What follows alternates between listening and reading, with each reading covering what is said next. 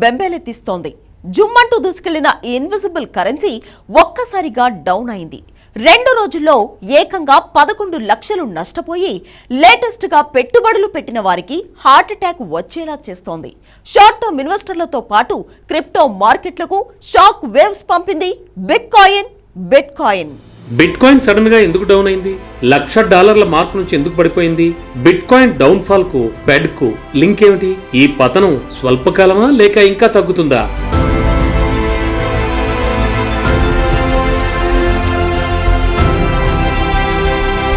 Trump గెలిచాక bit coin దూకుడుకు అడ్డు అదుపు లేకుండా పోయింది. నన్నెవడ్రా ఆపేది అంటూ కాలర్ ఎగరేసింది. కానీ ఆ దూకుడుకు అంతలోనే బ్రేకులు పడ్డాయి. $1,00,000 మార్కు దాటగానే మళ్లీ సెల్లింగ్ ప్రెజర్ ఎదుర్కొంటోంది.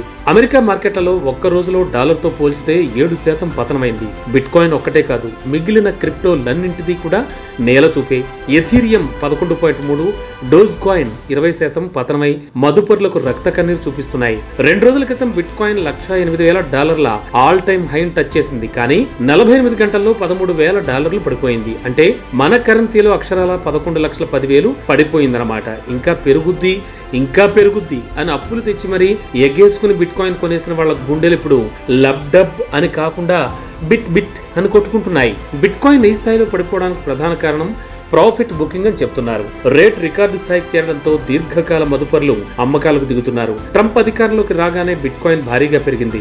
మార్కెట్లు డౌన్ అయినా బంగారం నేల చూపులు చూస్తున్నా బిట్ కాయిన్ ర్యాలీ మాత్రం బ్రేకులు లేని BMW కార్లా దూసుకుపోతోంది. అయితే సిచ్యువేషన్ ఒక్కసారిగా చేంజ్ అయింది. సరైన సమయంలో బయటకు రావాలన్న రూల్ ను ఇన్వెస్టర్లు ఫాలో అయిపోయారు. వచ్చిన లాభాలు చాలే అన్నట్టు అమ్మేసుకున్నారు. ఇది బిట్ కాయిన్ ను పడేసింది.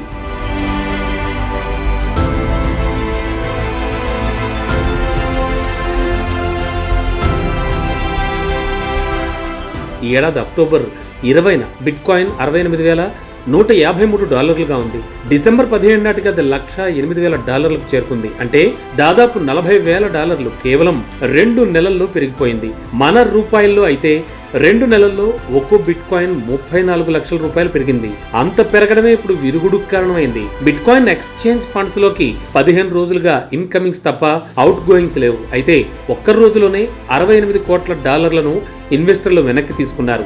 న్యూ ఇయర్ దగ్గరలో ఉండడం, దానికంటే ముందు క్రిస్మస్ కూడా ఉండడం కూడా ఇలా నగదు ఉపసంహరణ కారణమని భావిస్తున్నారు. బిట్ కాయిన్ పడిపోవడానికి మరికొన్ని కారణాలు కూడా ఉన్నాయి. అమెరికా ఫెడ్ వడ్డీ రేట్లు తగ్గించింది. అయితే వచ్చే ఏడాది రేట్ల కోత 2 సార్లు మాత్రమే ఉంటుందని సంకేతాలిచ్చింది. దీంతో వడ్డీ రేట్లు భారీగా తగ్గవు. అంటే ఇన్వెస్టర్లు కంగారు పడి తమ డబ్బును బ్యాంకుల నుంచి తీసేయాల్సిన పరిస్థితి లేదు.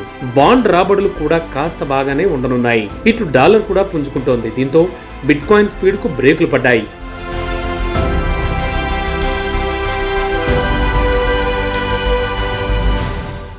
బిట్ కాయిన్ ఇంకా పడిపోతుందా?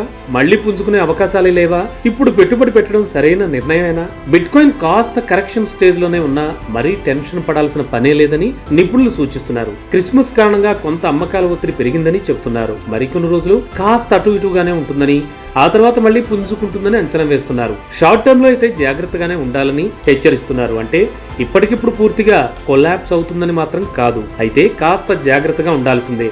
లాంగ్ రన్ లో మాత్రం బిట్ కాయిన్ కి ఎలాంటి ట్రయల్స్ ఉండబోవన్నది నిపుణుల అంచనా. ట్రంప్ బిట్ కాయిన్ కు అనుకూలంగా ఉన్నారు. ఆయన ప్రస్తుత జిగ్రీ దోస్త్ ఎలన్ మస్క్ అయితే ఇందులో వేల కోట్ల పెట్టుబడులు కూడా పెట్టాడు. జనవరి 20న ట్రంప్ బాధ్యతలు తీసుకునే సమయానికి మళ్లీ ర్యాలీలోకి ఎంటర్ అయ్యే అవకాశాలున్నాయని అంచనా వేస్తున్నారు ఎక్స్పర్ట్స్. ప్రస్తుత ఫెడ్ చైర్మన్ పావెల్ కు ట్రంప్ కు టర్మ్స్ అంతగా బాగోలేవు. పావెల్ ను తప్పించడం ట్రంప్ అంత ఈజీ అయితే కాదు. కానీ ఒక్కసారి ఆయన టర్మ్ అయిపోయాక మాత్రం ట్రంప్ మరికొన్ని బిట్ కాయిన్ అనుకూల నిర్ణయాలు తీసుకునే అవకాశం ఉంది. అయితే నష్టాలకు భయపడేవారు, అప్పు తెచ్చి మరీ కొనేవారు మాత్రం క్రిప్టో కరెన్సీ ట్రేడింగ్ పై అలర్ట్ గా ఉండాల్సిందే అంటున్నారు.